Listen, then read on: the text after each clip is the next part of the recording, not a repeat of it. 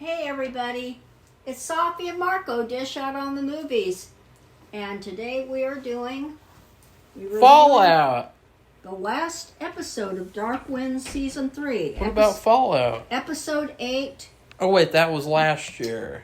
called Iron Horse, which stands for a train. Another name for a train. Safi, what do you have to say about this episode of Dark Winds?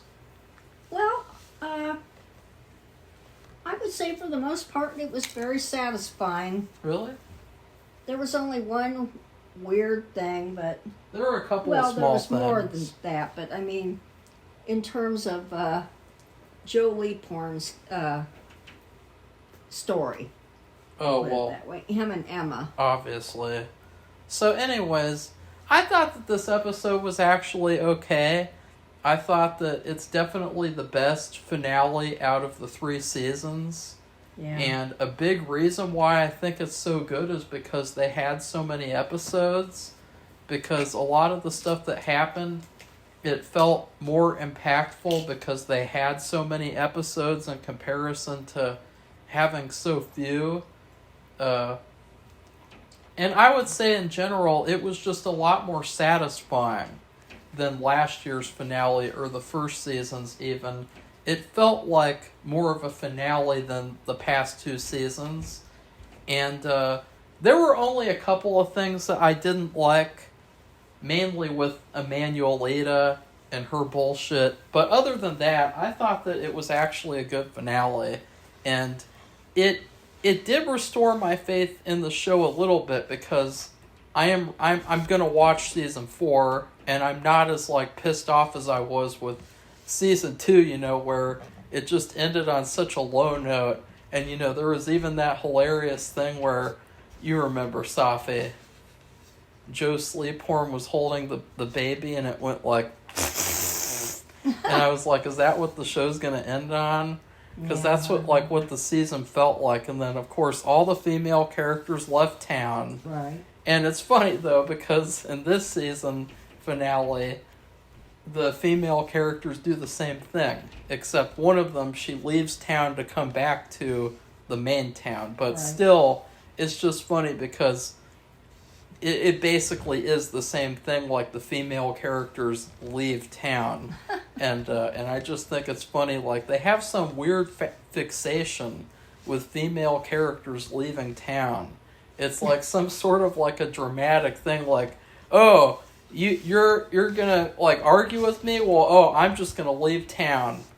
That's like a very modern woman thing to do too. That's not really like a thing that they would do back then. That's like a very modern thing. Like, oh, okay, I'll just leave and I'll take the kids and blah blah blah blah blah. Like, but nowadays it's like you'd expect that, but like this show, they kind of overdo it. But Safi,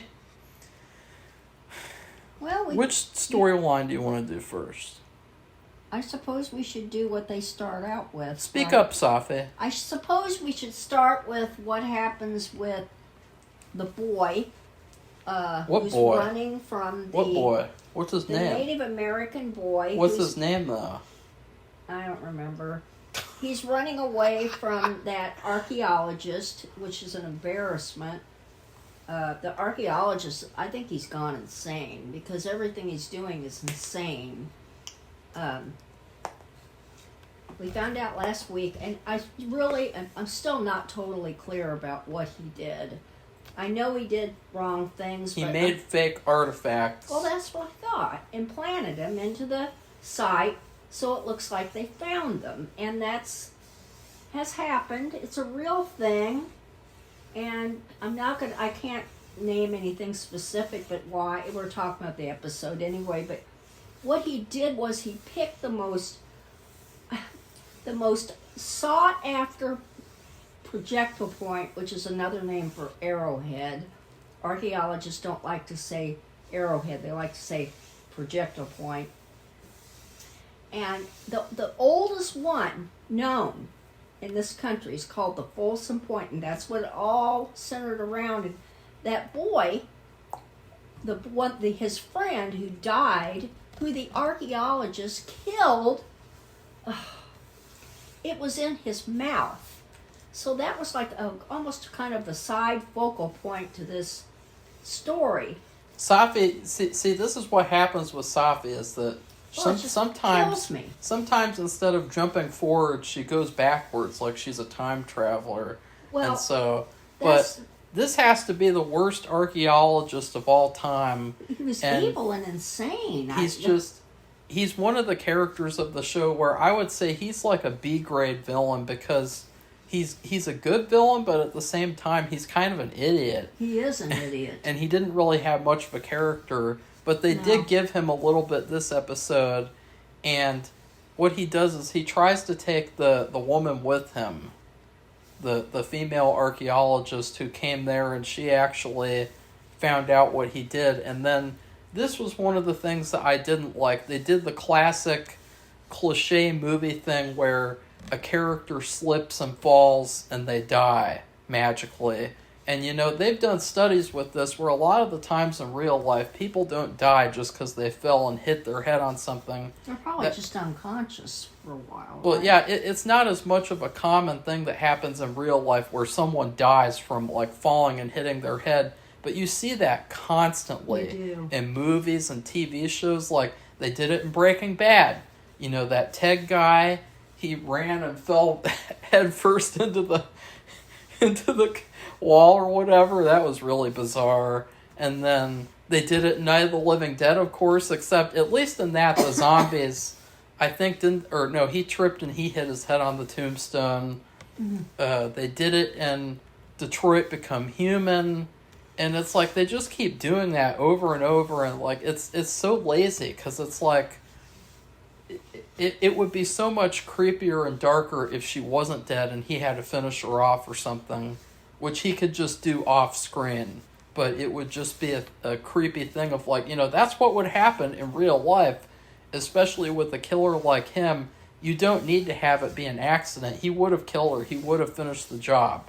And so they I think what they did well with the episode was they tried to make it to where all of the bad guys, or at least all the people who were guilty of crimes, they had a theme of like the people who do them, like how they live with what they do and the guilt and thinking about that and thinking about like what they're involved in, because like Joe Sleephorn, he has to live with the fact that he quote unquote killed that guy, which he didn't at all. Well, it was neglect. But the archaeologist has to live with the fact that what about all the people that he's killed, or I mean, doesn't he get killed? Doesn't he get shot to death, or but does he survive? The thing about the archaeologist, after chasing the boy through the train, and I was trying to make a point, Safi. I know that, You're but not he was supposed. I'm trying to make a out. point now. He was bleeding out. He would have died. Okay, I'm trying to make a point now. Okay, so I guess you're not going to answer my question. What do you and want so, me to and say? so and so then blah blah blah. Then after that, you have the rancher and how he's living with what he does, and all of the people at the border patrol, and it's basically like painting a picture of all these bad guys in Dark Winds, like they do all these awful things, but they also have to live with it. And that's something that a lot of people don't think about when it comes to crimes and killers and such, is that the people who do these things, they have to live with what they do forever. And, they can't just forget about it unless they're sociopaths or something. Well, and I think the rancher was ready to forget about it. He didn't seem too upset about it. He didn't care. He just wanted everything to happen the way he wanted it to happen. No, they tried to make it look like he was doing it all for his wife, kind of. Yeah, but I know Safi's jumping ahead again, of course. But anyways, I really like that they had that whole theme of guilt and like people knowing that they did something wrong and having to live with it.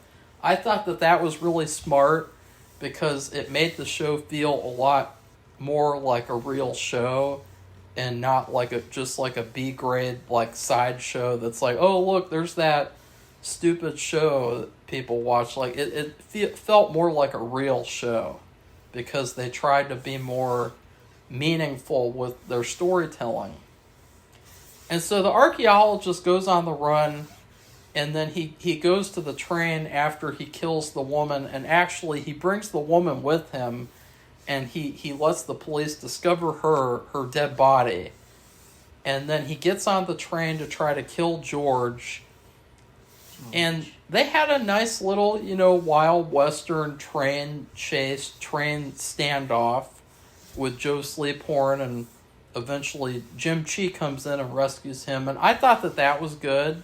That was like classic, like Wild Western stuff, and that was a good attempt at like something to do in a finale. Safi? Yeah, I thought they went through the whole train. It was really cool. You could tell the people. I bet it was a lot of fun for them to ride that train through the reservation. It was cool, and it wasn't that long. And then they get to the end, and there's this big flat car at the back, which a train usually has a caboose, but it didn't end at the caboose. It was just a car that was just totally flat, so they could run out there and shoot the final scene. And the thing about the archaeologists, I was saying, Marco didn't like me to say it then, but Joe had shot him. Remember, he thought it was a monster, and we found out, oh, it's really a man. We went through all that. Well, that was the archaeologist. He shot him. He had a gunshot wound in the chest, and he was bleeding out.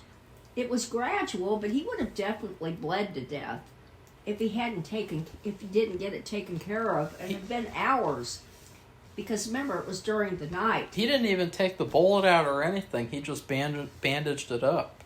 Yeah, well, it was bleeding because everywhere he went, you could see there was a trail of blood. Yeah. And it wasn't like this flowing, but that doesn't matter. I like that, though, because I like the fact that the villain, he was really vulnerable, which just made him even more dangerous. Yeah. And so, they added a lot of little touches to this episode to make it better, to make it a good finale.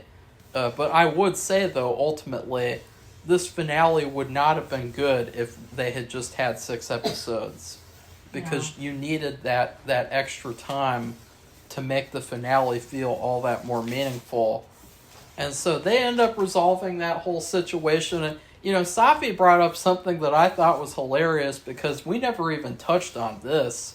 That biatch, Agent Washed Uppington, she doesn't give a shit about any of this other stuff that's going on. Which is bizarre. She doesn't. She says that she cares about the reservation, but she didn't spend a single moment in the entire season helping to solve the case of what happened to that little boy. And that is their So jurisdiction. I just feel like her character, it's just hilarious to look back because all this time while Joe is trying to solve this really serious crime about real murder, not just leaving someone in the desert who's just an old fart and then running away, but like a real murder with a real victim. Who was a kid, not even an adult. And she's just obsessed with this stupid case that no one else cares about. And honestly, they never really solved the answer of why was she so obsessed with the case, because they hinted at it a little bit last episode where they're like, oh, she just wants advancement. She wants to be promoted like Clarice in Silence of the Lambs. But they didn't follow up on that in this episode. So, what do you think of that, Safi? I mean, all this stuff is going on, and she doesn't care at all. Well, she didn't care at all. She never even tells Joe, congratulations on solving that case, by the way, and bringing that guy to justice. I thought she would, too. Congratulations. Oh, no. She doesn't mention it at all. Not at all. She acts like it didn't even happen. I know. What's up with that? I don't know. This was a major case. Not only did they have at least one murder of a boy, and then the way he stowed him away, I think it was like an abuse of a corpse. He also murdered his assistant archaeologist, the woman. And we don't know her name. No, because we hardly saw her. No. That was part of the problem. And it was archaeology fraud, and I think it's something like doing something with artifacts on the reservation, which that in and of itself is like a crime. And so she's a federal agent. This is federal property, so that is her jurisdiction, that case at least. And then you have all that stuff down at the border, which wouldn't be her case. They showed the FBI. They were plainclothes down and later on in that part. But anyway, that's federal too. So we have all these real crimes in real time being committed around her. And Joe Leaphorn, who she's going after like he's some kind of horrible person, and treat him. And at the end, she acted like a biatch. I think to him. I think another thing too, and I usually don't say it. I usually don't say this, but last season they had this whole theme of of how there's white justice and Indian justice, and I thought this storyline with that FBI agent, it would have been a perfect time to show how the FBI doesn't care about the Indians at all, the reservation, and to show how she's treating him, because you have to think why is she treating him so badly, like he's this horrible person. That could have been a theme though. That could have been added in as a racial theme of oh, maybe she's racist, maybe it's because, but I don't think she was, but just they could have added that in. It would have felt more natural to this show than last season. But anyways, I think she was looking for some kind of special care to where she would special recognition, so she could get a promotion and not be down there. But she had other still, even if she was the only, at least that's what they showed, the only FBI agent, and all those other things, at least in the immediate area with that office, those were federal crimes. I think the only time she ever mentioned the case about the little boy is when she told Joe he's not going to be involved with the case anymore.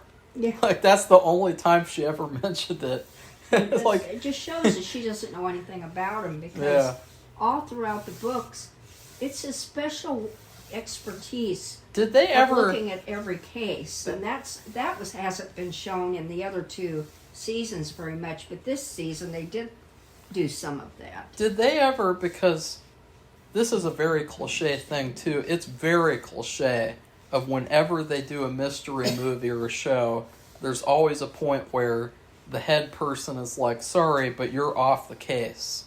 Did they ever do that in the books where Joe is investigating something and then at one point the superiors are okay, you're not going to look into this anymore? Because I feel like that, I don't think so. That was cliche. Except when he was injured, he got badly. It was near the end. That was pointless. He was badly shot. But that was pointless. He was in the hospital. That was pointless to do that this season. So I don't even know why they did that. Where she told him, and you're off the case, because it never came up again. Yeah. And what authority did she have to do that? If the FBI isn't going to be investigating it, she didn't really have any business to tell them that at all. So I know, and that's what I'm saying. The whole thing with her, to me, that was a sideshow. Yeah. And it was also, I guess, to show Joe Leaphorn, number one, that he was fallible. Okay, number two, his marriage was going to take a hit. I don't like that. And that's never happens in the books. And to me, all of that was, except she did, when she was interviewed by the FBI agent, she said she gave him an alibi. She did not say she did say he was with me all night, because she brought up in an interview, which we talked about last week, that the FBI agent doesn't really care about the people who live there. Oh man. And anyway, we do have that. Oh God. Those apples from McDonald's are gross. That would be more true to what would happen between them. But this thing where she leaves and the whole drama, I don't know. I didn't care for it, but I think she'll be back. I don't think she'll be gone for good. And I don't know what'll happen, but poor Marco, he just had some apples from McDonald's. Stop, he got apple slices. You gotta try this. No, I don't want to eat Try that now. Try that. Try a bite. You have to see what I'm talking about. That tastes like chemicals. It tastes like the stuff that they put the glue on envelopes. What do you think of that, Safi? Okay. It's pretty bad. That's you don't eat apples from McDonald's. Well, I never get that. Well, I'd just rather have applesauce or apples from home. I got it because I wanted to get a Minecraft meal to see if I could get a fun toy. They don't have the adult meals. They only have the kids' meals now, so it was pretty worthless. But anyways, I'm supposed to put these stickers on them. I'll do that later. Well, I don't understand how we're supposed to go. I don't know either. I don't get that. It's pretty where? weird. Minecraft stickers. To go on the cube. What if I put them on my hands? Or an A cube. I might get arrested because they'll think I'm a part of a gang. I know. The Minecraft Yeah, gang. you have to look. And then you know what I'll say? Because I even have the blue shirt on. I'll be like, I No, don't do that. am Steve. No. Remember that, Safi? Yeah. But that's off topic. But let's talk about the Emanuelita storyline, because I was partially right in that I suggested that the stupid boy toy, I don't know the fucker's name, No. but the boy toy guy, I actually predicted that he would take on Budge's role from the book, where he would be a little bit sympathetic and he would kind of help her out. And that's exactly what happened. Well, if it hadn't Eventually. been for him, she may not have survived. She did manage to get out of her dilemma where the guy was going to bury her. We were left off the last episode. That was kind of like a cliffhanger, I guess. But I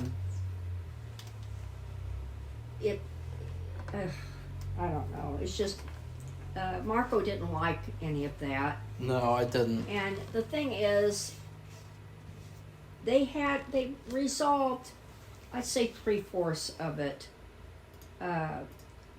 He did help her. He saved her. And in the book, Budge saves her too, but it's not because he is in love with her. Because in here, this episode, that guy said, I didn't know I was going to fall in love.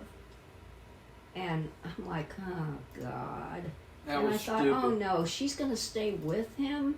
Are they really going to change all the books that drastically? They've already done the thing with Emma leaving, but I think she'll be back. But I know that Safi won't like this, but I kind of felt like they're looking at their audience and they're seeing a lot of middle-aged and older women like the show, and they're thinking, how can we make it target them more?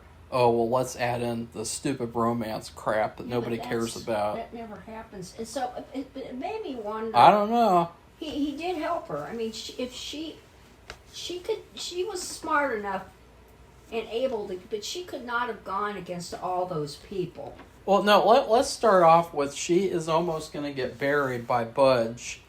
He's evil. Just like that other guy did. And honestly, I thought that whole sequence should have been rewritten because it just wasn't very intense and it wasn't scary and it wasn't really a great showdown. I think it could have been a lot longer, and I think that because the fight with the archaeologist on the train, it was very short and to the point. He was very vulnerable. He was bleeding out. But the fight with Budge, it was so short and so kind of to the point as well.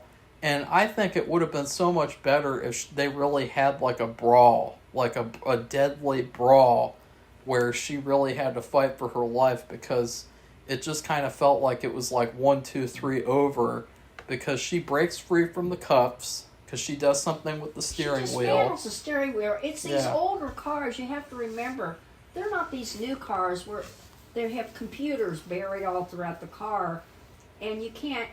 The only way you can get at doing anything with repair the dealers have to do it, or the car repair people have to. You can't do.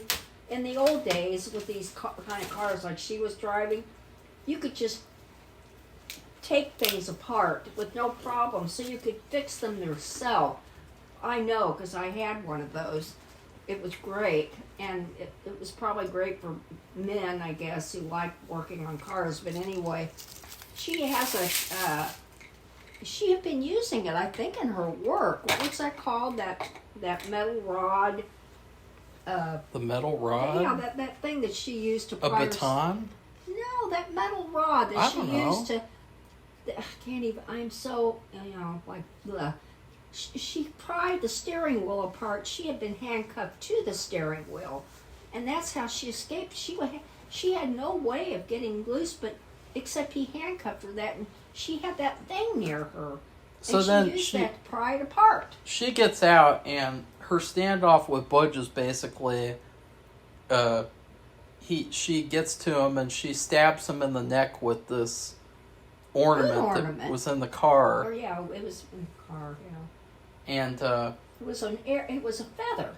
Wasn't a metal or a plastic feather. it was a metal feather. I thought that was a nice and bloody death, and that was kind of cool. But I just wish the fight would have gone on longer, and I wish it would have been more brutal, because I think that he was a character where you could have done that. You know, in the past couple seasons, they really haven't had a villain who could have like a brawl like that. You know, like a physical brawl, and this time they had a chance to do that. They didn't really do it very much. It was kind of short, but it was still good. It was still, pretty good. And then the I was gonna call him a bad name, but then the boy toy shows up, and he's like, "I'm gonna help you," and oh yeah, I'm actually not really that bad of a guy, because I never spent any of the money that I was given. And she goes with him, and it's like what the hell is going on here? Like a conspiracy. Yeah, he's in a conspiracy, and Safi believes it, which is surprising. The thing is, well, go ahead. And then they storm the ranch, and they get a truck driver, and he has cocaine in his truck. Well, they've been loading it up really fast because it's come through the pipes.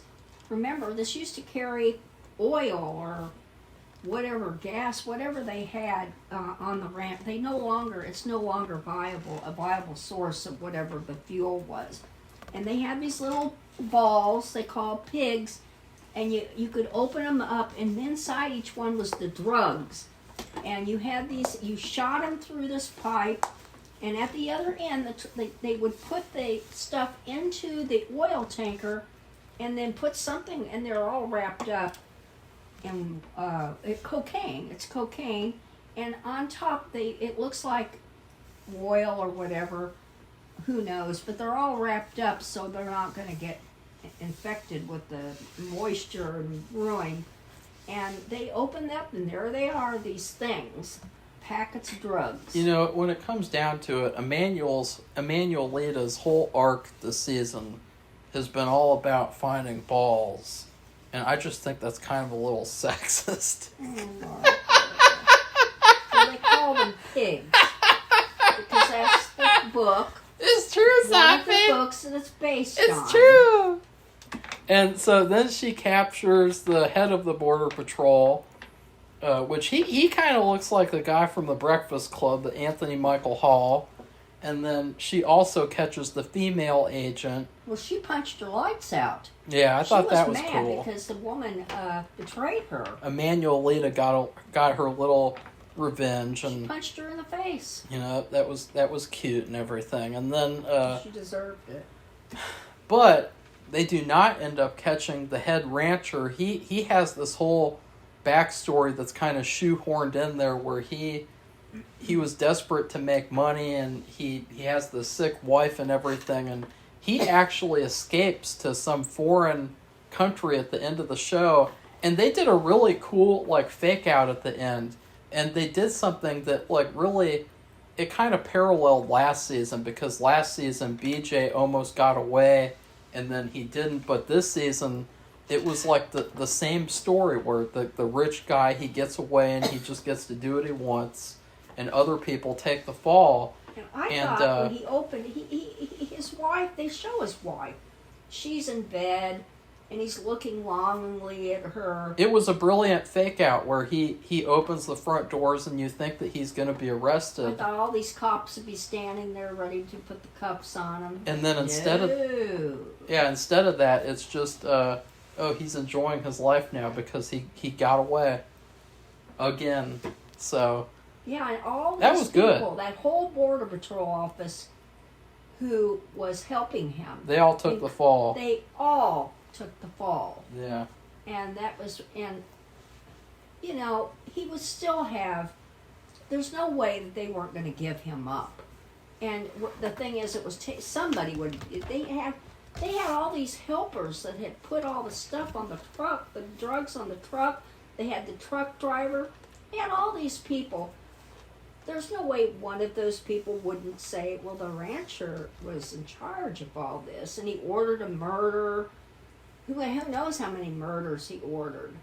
And remember, there was that guy that was shot when that Emanuelita and that guy were standing underneath that overhang, and they knocked that guy over in front of them, and he said, oh, he started telling them that they were right in front of him because they were looking for them because they'd been spying, and then they shot him to death. So they got him. They got that other guy at the very beginning. Remember, Budge poured the dirt with the steam shovel, put the dirt on him, and he suffocated and died. And that's what he was going to do to Emanuelita, of course. And anyway, so all these things happened, and there's not, you can't tell me not one of those people, he's going to be most wanted. You know, no matter where he is. He's still going to be most wanted. He got away. But he got away. He's still going to be on the most wanted poster. So, I mean, it wasn't like Vines. I think Vines was able to get away with it because everything was covered up so well. But this came out. This blew up like a bomb. The whole thing. And here he is. I mean, this is a huge federal case. You have cover-ups and murders and drug trafficking. And, oh yeah, tell them about, remember at the beginning we thought it was sex trafficking or human trafficking, whatever. Well, there was this family that the ranch was holding, and I actually just forgot about them because they never showed them there's again. no they do show them getting help, but there's like no explanation of like what that was all about. Like what's up with that? It wasn't in any of the books. That was totally.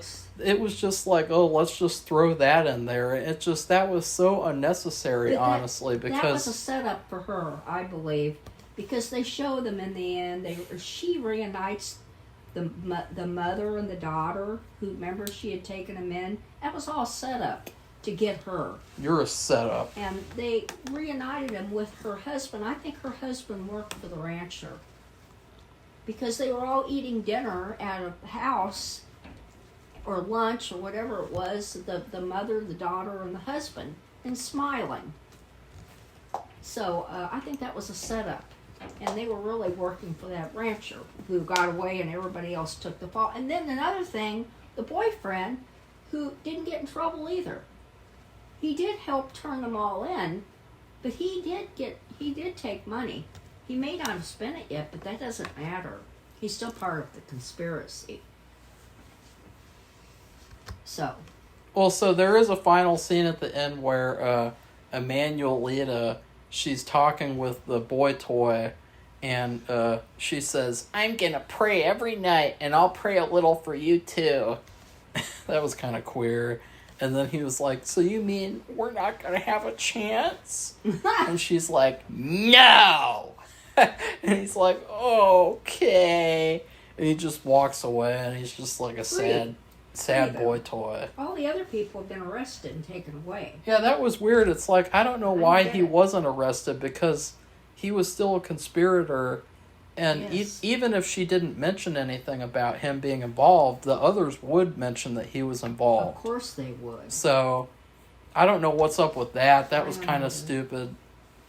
And then she ends up going back home, and I just thought it was so embarrassing the way that they executed that story, because it just kind of felt like, because that guy's not a possibility, like she just jumps into the other guy now. Like she's just like playing romantic leapfrog. Like, oh, okay, because I can't be with that guy, I'll just jump over to that other guy, Jim Chi.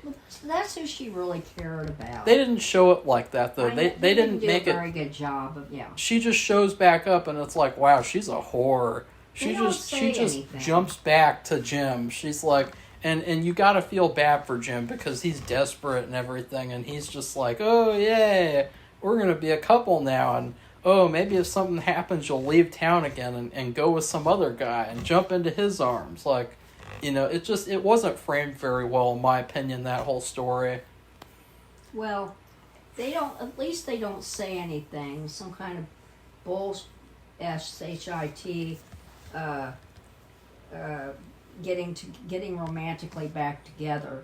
Because in the book, they actually do get back together, and they're going to get married.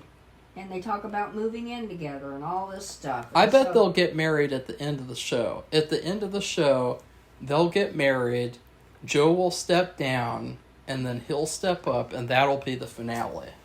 Maybe that would be probably a perfect finale. But I don't know, because Ann Hillerman now, she's written all these books. A ton of books with her and him. So, because Joe's in the books too. Nobody wants to see that, though. Nobody will want to see that, you know? That's why they packaged that Emmanuel Lita story into this show. Well, they've only done 3 seasons, so you hardly, in the first 2, I think they were kind of like feeling their way around doing the series. Yeah, it was kind of like an experiment. Plus that there weren't as many episodes. Yeah. And that which hurt, and we've talked about this with other shows. Having too few shows hurts the ability to tell a complete story. And it's true, because they were able to really, even though it was only 8 episodes, when I say that only, because in the old days they did 20 plus. And the old days weren't very old. That was just a few years ago. If this show was made in the early 2000s, they would have gotten 20 plus episodes, too. Yeah, because there's a lot of stuff that goes on. I mean, and that's the thing with Joe Leaphorn. They finally show some investigative skills that he has, and painstaking way he looks at all the evidence, and that is really in the books. It's people like that because it's a mystery. He's solving mysteries, and by using the evidence that maybe other people don't look at the same way he does. And I'm glad that they did some of that, because that's a big thing in the book. Like, the way they were showing him, he's weak. He's weak and effectual, emotional. He goes off half-cocked, but see, that's the thing. That they're like, and that's not him at all in the books.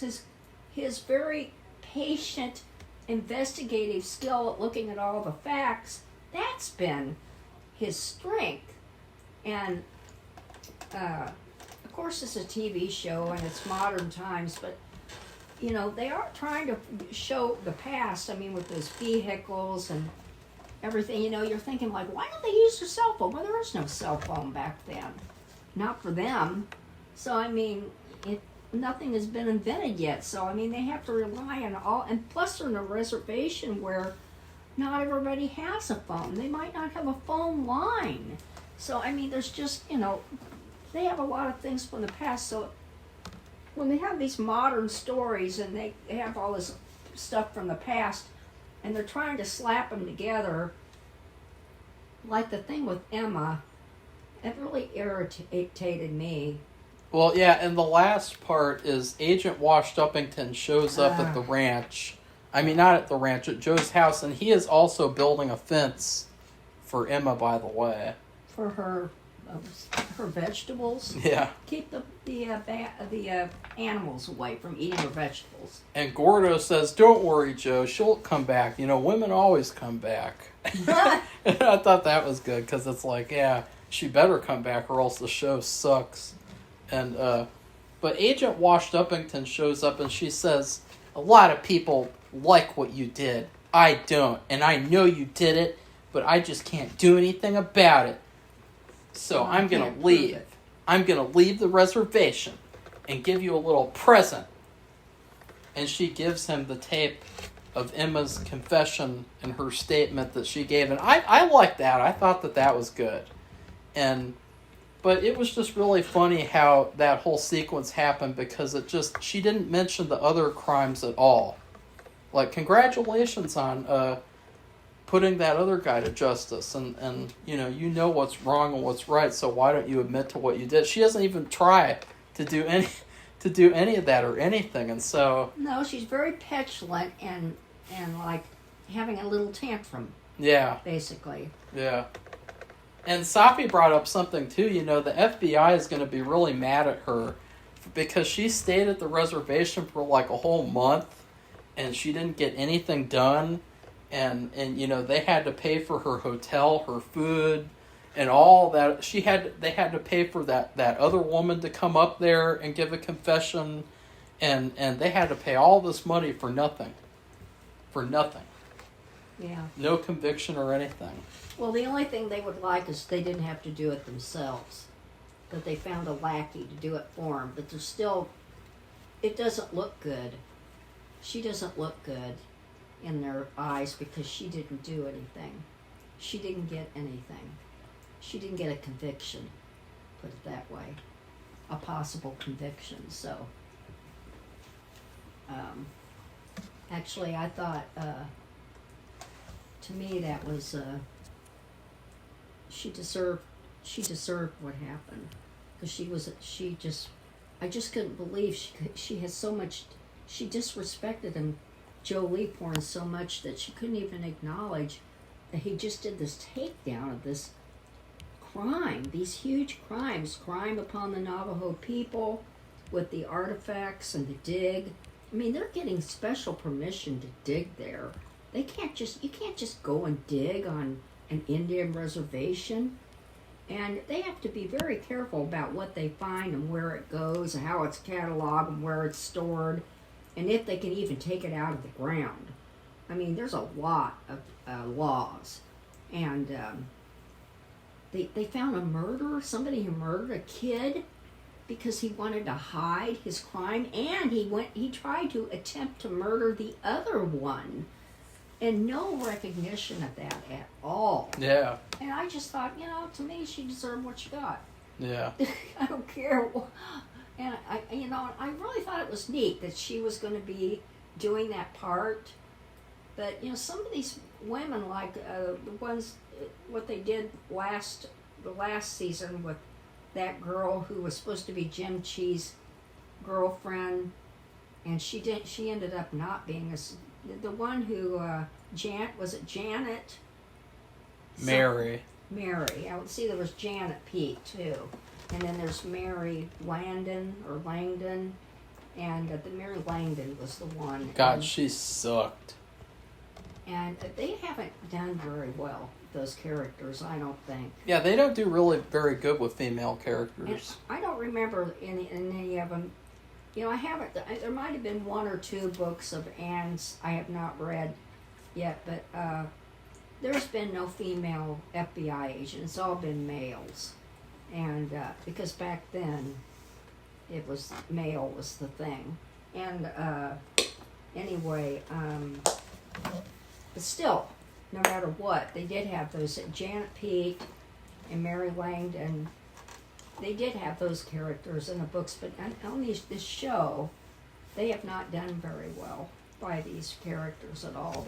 They were actually, you come away disliking them more than you appreciated them. So I would give this episode a B+.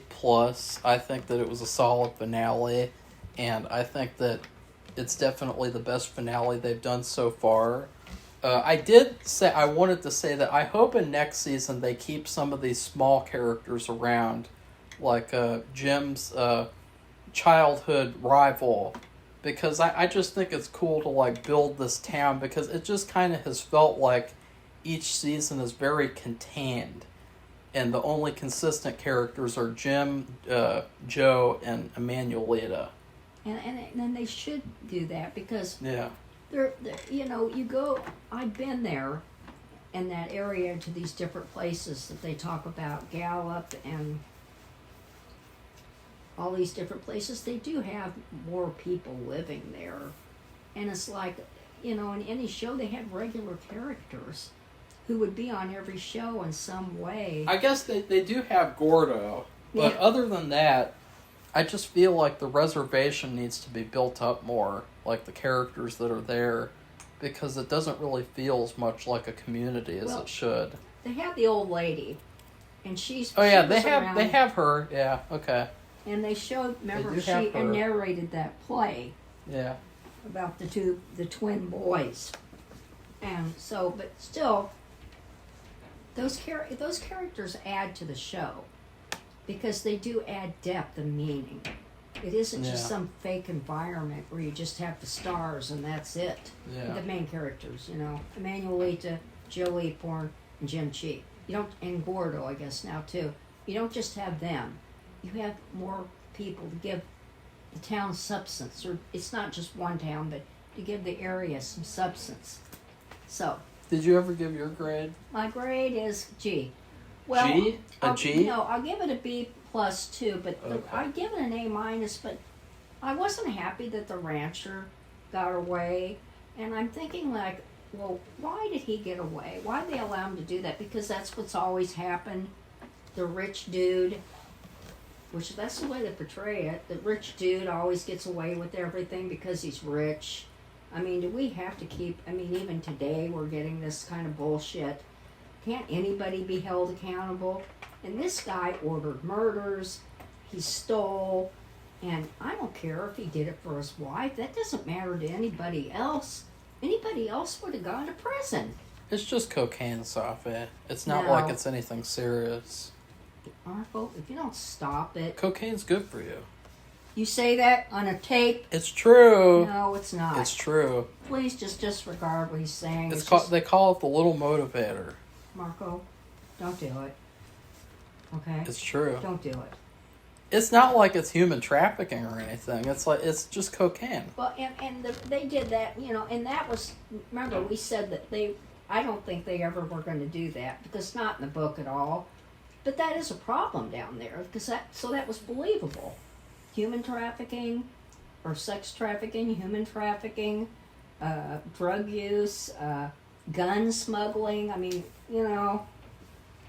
everything, and smuggling, and so that was believable. But anyway, that's it. So I was just mad that he didn't get caught, because I just get so sick of it. We have it right now, and it's just ridiculous. And it's just, and what they said, they said all this stuff too about, remember Joe got molested, and that guy got away with it, except his dad took him out. And nobody ever knew that he did it or something, I don't know. And because they wouldn't do anything. And that was a priest. And so it just keeps repeating itself like a bad record. I don't know. I will like to request that next season that all the people who do something bad get held accountable. Yes, I do too. It would be just a little change of pace, Maybe. Maybe. Be a little change of pace. So. Just a little one. But this is supposed to be taken place years ago. So, of course, back then, more people could get away with things than they do now. It's just like murders. They're solved 67 years later because they found the DNA, they matched it up, and then it turns out that the perpetrators are dead. They passed away a long time ago.